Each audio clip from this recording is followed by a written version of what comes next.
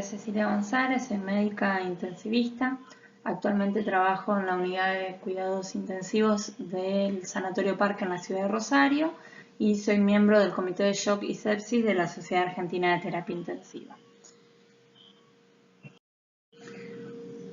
En esta oportunidad vamos a hablar acerca de las repercusiones que existen a nivel de la hemodinamia sistémica cuando uno pone a ventilar a un paciente a presión positiva, cuando inicia la ventilación mecánica a presión positiva.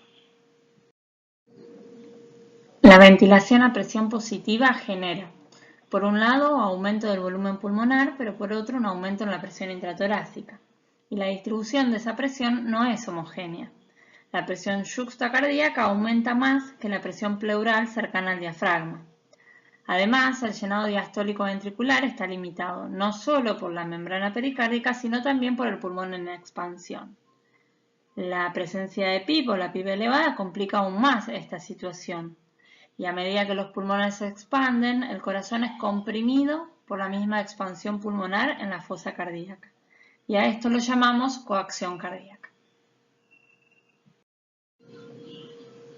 La presión pericárdica, que limita la expansión cardíaca, representa la presión circundante del corazón.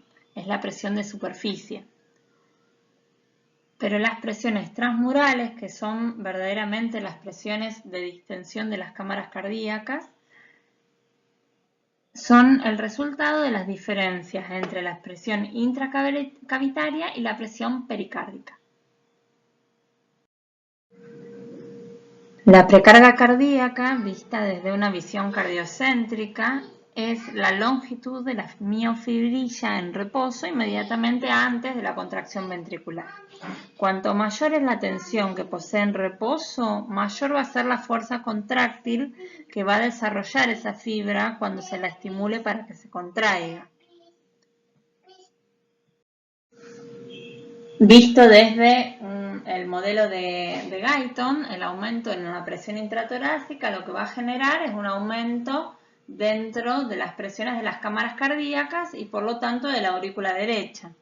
Y ese aumento en la presión de la aurícula derecha va a generar que haya una disminución en el gradiente de presiones entre la presión media sistémica y la aurícula derecha. Eso va a generar un menor llenado del ventrículo derecho, una menor eyección del ventrículo derecho hacia el circuito pulmonar y luego de 2 a 3 latidos va a disminuir, por lo tanto, el retorno venoso hacia el corazón izquierdo y hacia el ventrículo izquierdo, por lo cual el gasto cardíaco va a disminuir. El concepto para tomar de todo esto es que ambos ventrículos están organizados en serie y que para que haya un correcto llenado del ventrículo izquierdo depende de que haya un llenado adecuado del ventrículo derecho. A su vez, un llenado adecuado del ventrículo derecho depende de que haya una precarga adecuada. Además, como dijimos anteriormente, el aumento en la presión intratorácica va a generar que haya un aumento en las presiones intracavitarias de las 4 cámaras cardíacas. Y además va a haber un aumento en la presión yuxtacardíaca. Y de esa diferencia entre la presión yuxtacardíaca y la intracavitaria va a depender la presión transmural, que es la verdadera presión de distensión de las cámaras cardíacas. Con lo cual, luego de poner a ventilar a un paciente a presión positiva, va a haber un deterioro en la presión transmural y en el llenado de las cámaras cardíacas y del ventrículo izquierdo, que va a llevar a una disminución del gasto cardíaco. Además, el aumento en la presión intratorácica, el aumento en la presión pleural y alveolar va a generar que haya un aumento en la poscarga del ventrículo derecho.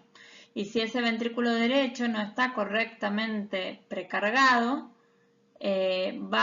probablemente no pueda vencer a esa poscarga aumentada y va a generar una dilatación del ventrículo derecho que a su vez va a desviar el septum interventricular y va a generar que haya un menor espacio de llenado del ventrículo izquierdo con un menor volumen de fin de diástole del ventrículo izquierdo. Finalmente, el gasto cardíaco va a disminuir a raíz de todo esto.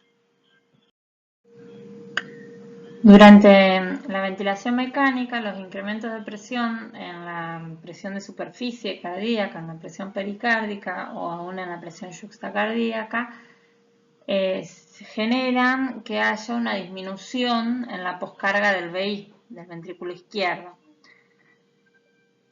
En personas que presenten insuficiencia cardíaca, esta disminución en la poscarga puede ser útil cuando se pone a estos pacientes en CPAP con niveles bajos o moderados de PIB,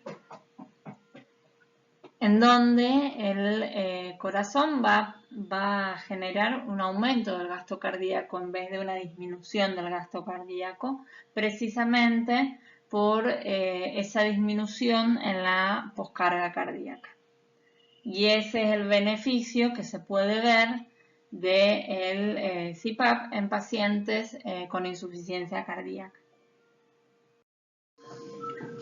Por último, tenemos que tener en cuenta que en pacientes hipovolémicos, en pacientes que llegan a la ventilación mecánica hipovolémicos, puede sucederse el fenómeno descrito como fenómeno de Waterfall, que es un fenómeno en el cual la disminución de las presiones intravasculares va a generar que la presión positiva circundante lleve al colapso de, sobre todo, el territorio venoso, que es el territorio donde el músculo a nivel de la pared vascular es más frágil, o digamos por la contextura anatómica de la pared venosa, tiene menor cantidad de músculo vascular y esto genera que sean más fácilmente colapsables.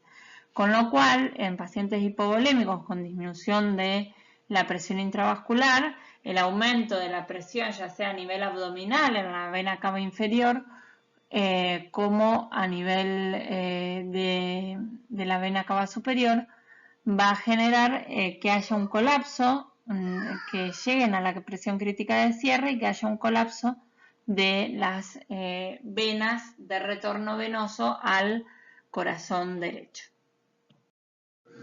A modo de conclusión, la ventilación a presión positiva lleva a una disminución del gasto cardíaco y a signos probablemente de hipoperfusión tisular e hipoxia tisular. Esa disminución del gasto cardíaco se ve generada por una disminución del retorno venoso, por un aumento en la poscarga del ventrículo derecho y por una disminución en el llenado del ventrículo izquierdo. Además, el correcto abordaje de estos pacientes, luego de que son conectados a la ventilación mecánica, depende de que uno precisamente pueda entender y comprender los fenómenos que se suceden a nivel de la hemodinamia sistémica. Muchas gracias.